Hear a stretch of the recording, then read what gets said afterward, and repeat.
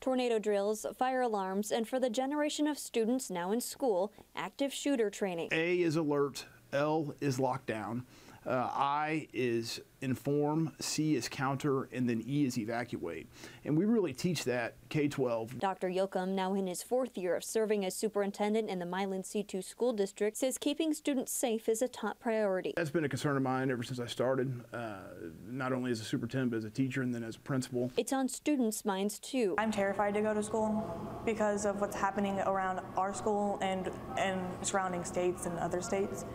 As a student, school is supposed to be a place where you learn and you thrive, not if my classmates are going to snap and start shooting us. Milan C2 freshman Haley Wiseman is trying to make a change. The petition is for the letter I'm writing to the governor of Missouri and say that mental health awareness should go up and that teachers should be able to, if they wanted to be able to take and pass a class that allows them to carry a concealed weapon to protect themselves and the students. Wiseman says creating the petition has started a way to begin the conversation on school safety and has gotten a variety of opinions. Some of the teachers also agree with both, but some teachers don't feel comfortable with guns. They agree with just the mental health illness, and they're strong advocates too with it.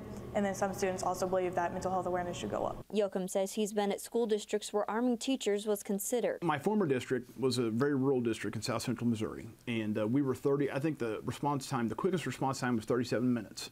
And here, our quickest, or I guess the longest in the event of an emergency was like 47 seconds. As it pertains to my stance now, I'm philosophically against arming teachers. I just think that's A, who do you choose to be armed, and then B, that's a pressure that I don't know I would want to adhere to as an educator, nor would I ask my staff to do. Instead, believes the district would be safer with a school resource officer. Someone that is a law enforcement trained individual, for a variety of reasons, their association to the local law enforcement, their background knowledge to law enforcement situations.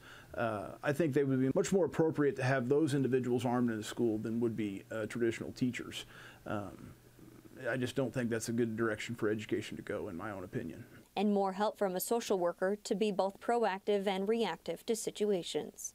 My stance on mental health is that there's not enough mental health services in the area rather than enough mental health education. You know, our area, specifically Northeast Missouri, is really underserved from the mental health perspective. Yoakum says he appreciates Wiseman taking action on a cause she's passionate about. I've listened to students about virtually any type of concern or situation, but when a student really takes it to the next level and researches a situation, that is very gratifying to me as a superintendent. So yes, it's any cause that they, you know, basically obtain staff input, parental consent, and look into it further, you know, I think it's a great thing for our kids. Listening to students' concerns is another way Yoakum says he's watching out for students. We listen.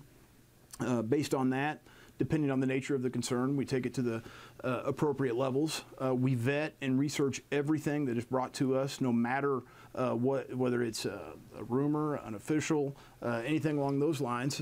Because, you know, at the end of the day, as educators, no matter the system, we are here for the students. And, you know, I not only try to live that myself as a superintendent, but I also have my principals and my teachers do the same thing.